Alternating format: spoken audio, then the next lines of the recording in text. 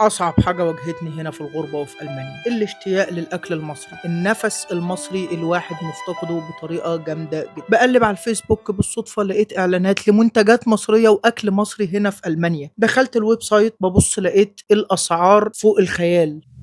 طلبت الاوردر وطلبت حاجات كان نفسي فيها والاوردر وصل النهارده. يلا بينا بقى نفتح الاوردر سوا ونشوف انا طلبت ايه. يلا بينا.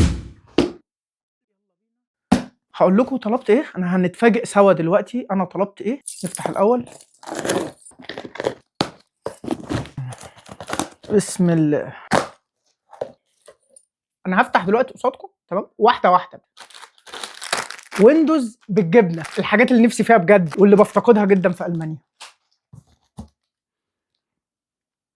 شاي العروسه طعمه انا بفتقده بصراحه في هنا في المانيا، ولما بلاقيه اصلا بلاقيه غالي جدا، فالحمد لله ان شاي العروسه تمام. المفاجاه بقى، يعني اديني بقى في المفاجآت. فطيره مشلتته، لا ومش كده وبس، يعني ده في كمان مش جبنه حادقه، هيبقى فطير بالجبنه الحادقه. جمدان يا جدعان والله، ملفوف كويس جدا وحتى لو حطيته على الارض مش هيعمل حاجه يعني عادي.